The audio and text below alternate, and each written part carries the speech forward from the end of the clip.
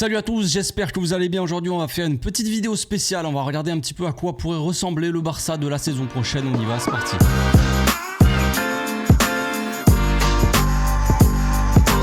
Au passage, n'hésite pas à nous rejoindre si c'est pas encore fait et à partager la chaîne autour de toi, ça fera plaisir à tonton. Avant de commencer cette petite vidéo, sachez que je serai en live ce soir sur Twitch, 21h, Club Pro compétition. Attention les amis, on ne rigole plus, vous le savez, pour ceux qui m'ont suivi un petit peu dans ce domaine-là. Depuis lundi, on a commencé la compétition, on est lancé dans le grand bain, enfin. Café Barça eSport les amis, club de foot, club pro sur FIFA, c'est incroyable, les choses se passent. Et puis on va voir ce qu'on va faire, on va voir si on va gagner la Ligue des Champions, la Coupe du Monde et peut-être 500 millions d'euros à la clé. Non, je plaisante évidemment, hein, loin de là.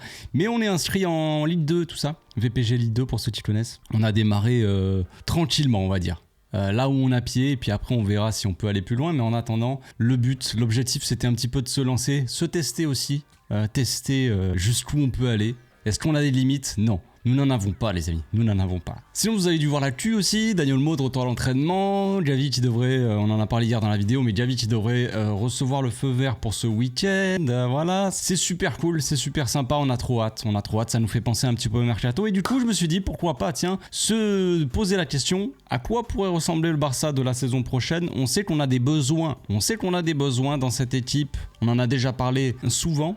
Et depuis un petit moment, quand je vous dis on a besoin d'un joueur ou deux dans cet effectif, vous allez me dire quoi? Si je vous pose la question, vas-y réponds-moi tout de suite là. Si je te dis on remplace un joueur, quel joueur tu changerais dans cette équipe? Est-ce qu'il y en a un titulaire, tu vois, tu le dégagerais du 11 et tu prendrais un autre? Vous allez me dire peut-être pas qu'un seul, peut-être. Mais disons, on pense direct, je pense en ce moment, pauvre Marc-André évidemment qui s'est blessé, mais on pense à Marc-André Ter Stegen. Pourquoi pas remplacer le gardien Marc-André qui est plutôt bon, que ça soit en Liga, tout ça, dans les compétitions comme ça. Mais après en Europe, ce n'est pas assez. Ce n'est pas assez, on en a déjà parlé, on s'est fait un petit peu, disons que dans des moments compliqués en Europe où tu as besoin d'un dernier rempart sûr vraiment, Ter Stegen n'est plus ce rempart depuis un petit moment. Voilà, Marc-André, je t'aime beaucoup, tu fais des beaux cafés, du Barça, on se régale. Mais sur le terrain, c'est tout autre chose. Et quand on fait un petit tour d'effectif, quand on regarde, alors je vais pas vous faire un tour de tout l'effectif, mais évidemment, il y a des joueurs, on sait pas trop ce que ça va donner pour le futur. On pense directement, on pense à Frenkie de Jong et à Ronald, dans les dernières rumeurs, des joueurs qui pourraient partir, qui ne sont pas très à l'aise. Ouais, non, c'est pas très confortable ici, j'ai peut-être envie d'aller ailleurs, pourquoi pas. Et puis après là, vu qu'il y a eu un nouveau projet qui s'est installé, tout ça, on voit qu'on gagne, et bien il y en a qui changent d'avis, qui se disent bon finalement peut-être que ce projet il est pas si mal en fait. Ah, parce qu'on gagne ou c'est quoi la différence? C'est parce que tu voulais partir, potentiellement gagner des trophées, c'est ça qui te dérangeait peut-être Ronald? Donc Ronald va peut-être rester, qui sait, le football a l'air de lui plaire en ce moment, on va voir comme on l'a dit la dernière fois s'y adapte. Voilà, ne soyez pas trop méchants avec moi, hein, ce n'est que mon avis, j'ai encore le droit d'avoir un avis. Donc on aurait peut-être besoin d'un défenseur central quand même, parce que mis à part Ronald, contractuellement on sait pas trop, mais il y a Christensen surtout qui me paraît un petit peu, ça me paraît un petit peu délicat tout ça, il y a un peu de mystère autour de sa blessure. On nous a dit qu'il avait une petite blessure de rien du tout, et puis d'un coup ça nous dit qu'il sera absent jusqu'à la fin de l'année. C'est pour ça qu'on peut enregistrer Daniel Olmo. Dans un premier temps c'est un peu comme ça que ça s'est passé. Pourquoi? Qu'est-ce qui se passe autour de Christensen? On le sait, Christensen il a tendance à souvent se blesser, c'est un joueur assez fragile physiquement. Moi j'aime beaucoup Christensen. Andreas, c'est la famille, j'aime beaucoup le gars, le fait qu'il soit très discret aussi, que ça soit pas un pauvre type là qui non mais je veux dire, bref, c'est pas c'est un ancien footballeur, c'est pas un footballeur des temps modernes, c'est pas un mec qui s'affiche partout, qui va faire le gars sur Instagram, sur les réseaux sociaux. Non, le mec il s'en fout des réseaux sociaux, il est pas dessus, il poste une photo tous les 3 ans et il se régale comme ça. Et ça je valide, je respecte le bonhomme. Donc c'est un joueur que j'aime beaucoup, même en tant que footballeur, j'aime beaucoup Christensen. Maintenant, c'est un peu l'interrogation, il faut que je mette mes sentiments de côté et que je me dise, est-ce que vraiment on va pouvoir compter sur Christensen sur les prochaines années physiquement, comme je l'ai dit, parce qu'il a souvent tendance à se blesser. Est-ce qu'on peut vraiment compter sur lui comme défenseur important de l'équipe? Je ne sais pas. Cette saison-là, on la démarre, on a 2 défenseurs centraux, un de 17 ans, Koubarsi qui a démarré la saison dernière, nouveau-né, et Inigo Martinez, vieux de la vieille, qui risque de s'en aller probablement aussi la saison prochaine. Il a un contrat de 2 ans, Flick l'aime beaucoup, Oui, moi aussi je l'aime beaucoup, Inigo Martinez, j'aime bien ce qu'il dégage, j'aime bien son football, il fait une très bonne saison, très très fort. Il n'y a pas de problème avec ça maintenant. Il a plus qu'un an de contrat, je crois bien. Ou alors peut-être qu'il y a une année en option, j'ai pas trop suivi le truc, je m'en souviens plus. Inigo Martinez n'est pas éternel. Et puis lui aussi a souvent des problèmes de blessures. Donc est-ce qu'on va pouvoir compter sur lui encore de nombreuses années à 100% vraiment, où il est tout le temps là quasiment? Je ne sais pas. La saison elle démarre très bien pour lui, il est là et tout ça, il n'y a pas de problème. Mais pour combien de temps? Donc ça fait un gardien, un potentiel défenseur central. Maintenant il y a le poste de latéral gauche qui pose problème. Ça fait débat aussi, évidemment, on en a déjà parlé ici sur la chaîne. Baldé, il y a un problème de progression, il est très jeune, il a encore une grande marge de progression. Maintenant, est-ce qu'il va arriver à passer des paliers, des étapes, ou est-ce qu'il a déjà atteint son plafond? On ne sait pas trop.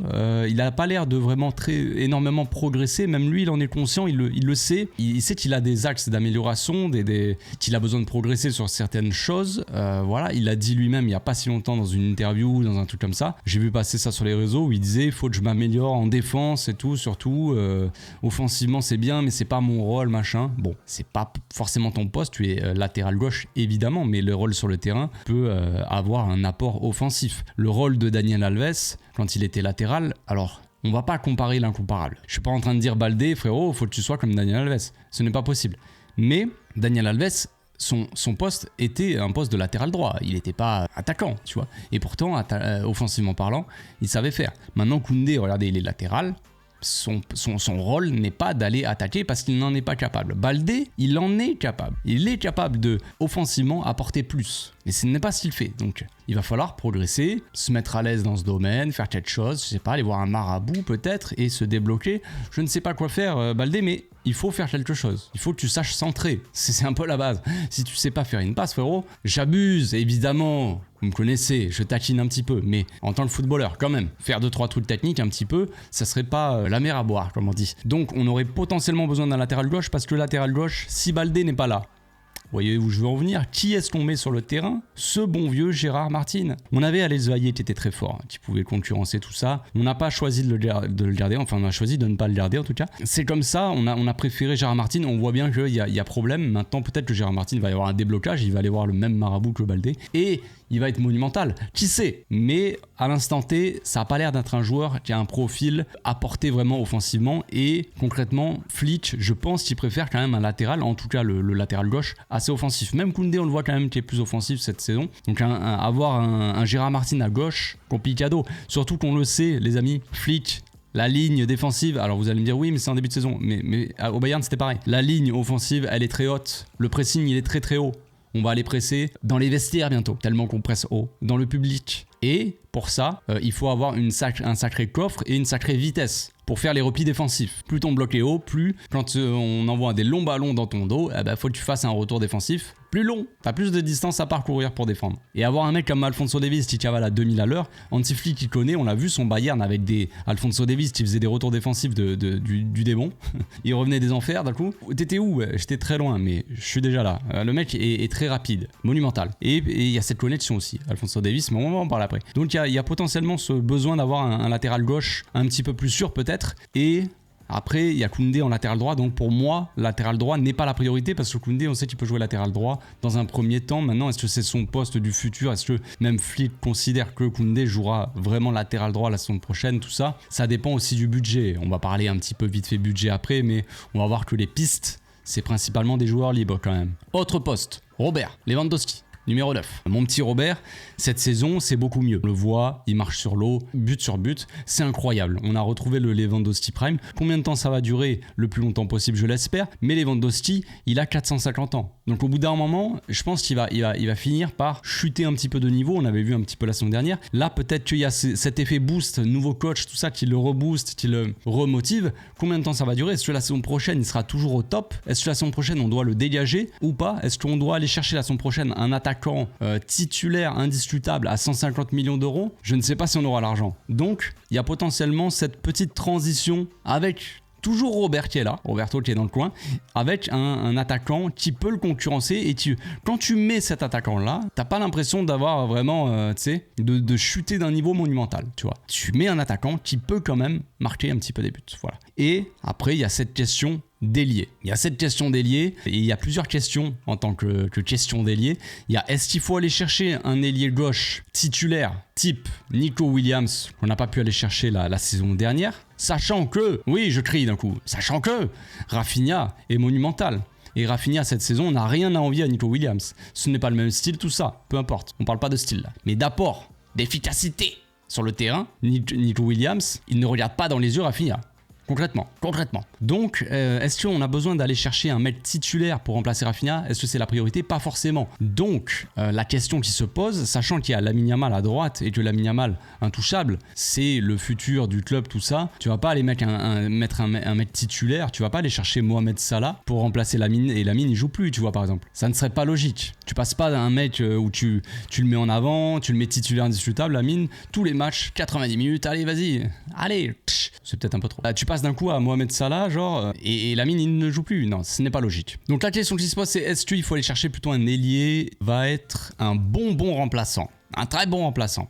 C'est ça la question. Un mec que tu pourras mettre un petit peu en backup, mais quand tu le mets, il apporte vraiment. Je sais ce que vous allez me dire. Oui, mais on a déjà Ferran Torres, on a besoin de personne. Les gars, permettez-moi d'en douter. Je sais que tout le monde aime Ferran Torres ici. Je suis un peu le seul à dire Ferran Torres. Vous trouvez pas qu'il a un bas niveau? On me dit tais-toi, Ferran Torres, c'est un monstre. Je dis bon, j'attends. Alors je suis patient et tout. Ferran Torres, Ballon d'Or, je sais pas quoi. Et les gars, calmez-vous quand même. Je sais que Ferran Torres, il y a peu de différence entre Messi Prime et Ferran Torres, mais quand même, vous en faites un petit peu trop avec Ferran Torres, je trouve. Enfin bref. Donc on a Ferran certes, mais pour combien de temps aussi? Parce que Ferran Torres est tellement fort que je pense qu'il y a beaucoup de clubs qui vont vouloir l'acheter. Et s'il y a un club style, je sais pas, Sunderland qui vient la saison prochaine et qui pose 5 millions sur Ferran Torres, on ne pourra pas l'empêcher de partir. On ne pourra rien faire malheureusement pour nous. Donc voilà, est-ce que Ferran Torres sera là la saison prochaine? Est-ce que même Ansu Fati, on va voir cette saison, hein, évidemment. Je vais pas vous dire Ansu Fati, les gars, c'est bon, c'est mort, la saison prochaine ne sera plus là. Mais concrètement, si on met de côté les sentiments, les émotions, tout ça, on sait pas si Ansu Fati sera là la saison prochaine, s'il va faire une bonne saison déjà, et du coup est-ce qu'on va le garder. Donc maintenant on va passer aux choses sérieuses, tout simplement, on va donner des noms un petit peu quand même. On le sait, le Barça, côté financier c'est un peu compliqué, on le sait, on va pas pouvoir non plus, il y a une ambition de faire un gros mercato la saison prochaine, l'été prochain, c'est Laporta qui l'a dit, pour le nouveau stade, machin, tout ça. Ok, maintenant est-ce qu'il y a cette volonté, mais est-ce qu'on pourra le faire? Est-ce qu'il y aura cette possibilité de mettre beaucoup d'argent? C'est pour ça que le Barça regarde un petit peu le marché des joueurs libres. Donc au gardien de but, compliqué. Au poste de gardien, j'ai pas l'impression qu'il y ait vraiment un gardien libre. Après, si c'est pour aller chercher un gardien libre, là perso il y en a pas forcément, je crois. Et en plus de ça, les gardiens, voilà, c'est un marché qui est assez délicat. On va donner plusieurs noms. Moi, il y en a deux qui sortent du lot. C'est le gardien de Porto, qui est assez cher quand même, et évidemment Dibou Martinez. Dibou Martinez, qui fait partie des meilleurs gardiens du monde actuellement, en tout cas. Il y a ces deux choix-là. Je sais pas pour Diogo Costa si un affect particulier avec le Barça. Dibou Martinez non plus, j'en sais rien. En soi, il y a Léo Messi qui peut un peu faire l'agent entre le joueur et le club. Voilà.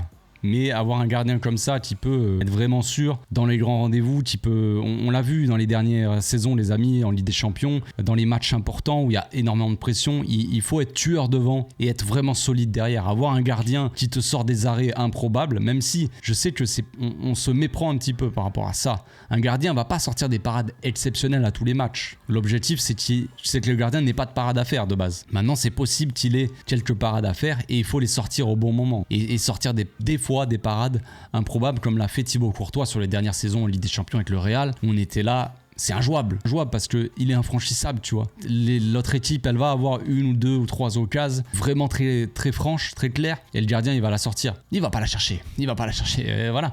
Mais au final, Ter Stegen, on peut pas dire que ce soit vraiment le cas. Donc Dibou Martinez, il est coté à 28 millions, ce qui est pas énorme en soi pour un grand gardien, on va dire comme ça. Après, il est un peu âgé, il a 32 ans, je crois, donc voilà. Évidemment, Diogo Costa, beaucoup plus coté, 45 millions, donc quasiment le double, on va dire, un peu moins, mais bon, bref, vous m'avez compris. Il y a quand même une sacrée différence entre Diogo Costa et Dibou. Non, c'est sûr que Diogo Costa, il a 25 ans. Si t'achètes ce gardien-là pour 45 millions, qui reste pas un prix non plus, on n'est pas sur du 150 millions, c'est pas impossible de poser 45 millions, logiquement, dans une situation normale pour le Barça, évidemment. Donc voilà, maintenant, si tu vas chercher Diogo Costa, tu vas chercher un gardien potentiellement pour les 5, 6, 7, 8, 9, 10 prochaines années, quelque chose comme ça, tu vois. Tu peux aller sur un projet long terme. Donc il y a ce choix-là. Claude Dibou, tu vas l'acheter quoi? Pour 4, 5 ans peut-être? On sait que les gardiens, ça dure plus longtemps. C'est pas un très long projet non plus avec Dibou, parce qu'il est déjà forcément, il a 7 ans de plus que Diogo Costa, quoi.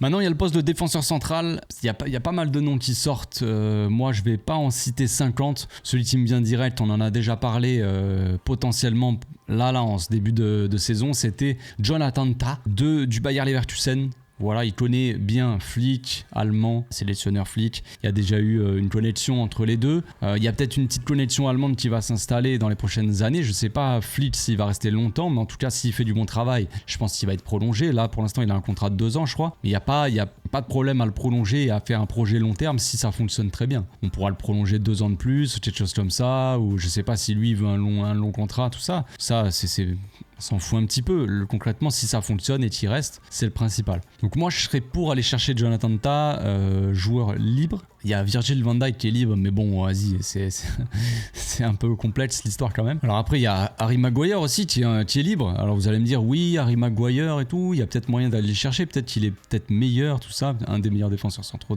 du monde. Non, en vrai, Harry Maguire, il fait une meilleure saison là, je crois. Il y a eu un moment de difficulté avec lui.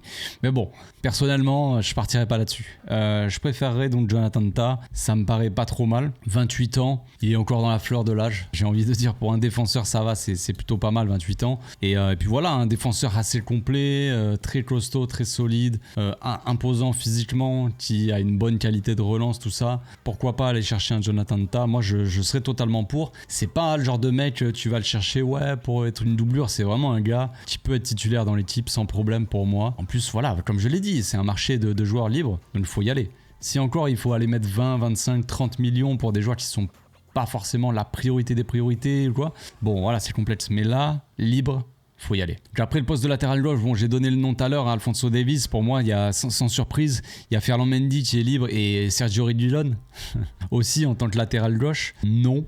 Après latéraux droit, je sais pas si on en a vraiment besoin, comme je l'ai dit. Il y a évidemment Alexander-Arnold qui est un peu courtisé par le Real Madrid, très avancé, même Alphonso Davies. Alphonso Davies c'est assez avancé. Enfin, il y a des discussions entre le Real et le joueur. Maintenant, je pense qu'Alphonso Davies a toujours été fan du Barça. Je pense que c'est assez clair. Un grand fan de Messi. Flick, il a coaché au Bayern. Ça a très bien fonctionné. Ça a très bien marché pour le joueur et pour le coach en même temps. Donc, en fait, ça match. Ça match de fou et pour moi il aurait pas forcément d'intérêt à aller au Real Madrid. Je pense qu'il y a un projet qui se prépare avec le Barça, c'est mon ressenti en tant que fan du Barça, donc peut-être que j'ai zéro objectivité là-dessus, mais il y a un projet quand même qui se trame au Barça. Il y a quand même une nouvelle génération de joueurs très jeunes de la Masia. Il faut aller peut-être encadrer un petit peu tout ça et apporter des choses qu'on n'a pas forcément dans cette équipe. Alphonso Davies, c'est quasiment le même profil que Baldé, donc c'est peut-être un petit peu délicat. Il n'a pas forcément les mêmes qualités. Baldé n'est pas forcément aussi fort qu'Alphonso Davies, tout ça, certes, mais dans le profil, c'est des joueurs qui sont assez similaires, des joueurs qui sont très puissants, voilà, très rapides, tout ça, et qui sont des joueurs à vocation un petit peu plus offensive en tant que latéraux, quoi, en tant que latéral, voilà. Donc est-ce qu'il y a vraiment, je pense qu'il y a une grosse interrogation par rapport à ça. Si on va chercher Alphonso Davies, je pense que psychologiquement ça va être dur pour Baldé, parce qu'aller chercher un joueur très similaire à lui mais plus fort que lui, ça veut dire ce que ça veut dire. Donc c'est assez délicat pour un coach, pour un président, pour tout ce que tu veux, délicat de gérer cette situation et de faire comprendre à Baldé que c'est la concurrence, tout ça, ça peut le démotiver, voilà.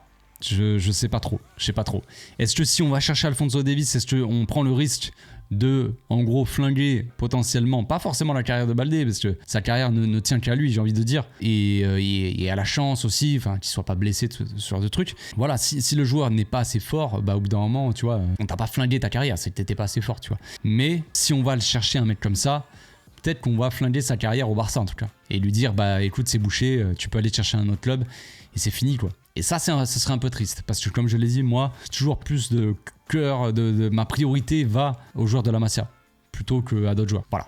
Donc c'est délicat. Mais personnellement, si on a besoin d'aller chercher un latéral gauche, la question se pose pas vraiment. Ensuite, on n'a pas parlé des milieux. milieu, on va faire rapide. Je pense qu'on n'a pas besoin de beaucoup de milieux. Les amis, ça parlait de Kimmich, tout ça. On a Kimmich déjà au club, mais en version plus jeune et catalan. Non, mais il y a Casado évidemment qui fait beaucoup parler de lui en ce moment parce qu'il est très bon. Mais n'oublions pas Bernal non plus, qui s'est blessé très tôt dans la saison. Mais Bernal, il y a un gros projet avec lui sur le futur. Tout simplement, on a déjà aussi De Jong s'il reste, Gavi, Fermin Lopez, Pedri, Oriol Romeu qu'on a envoyé en prêt, mais il nous appartient toujours. Donc il est toujours là, il y a peut-être un potentiel projet futur pour lui, qui sait. Laissez-moi rêver, libérez Romeu.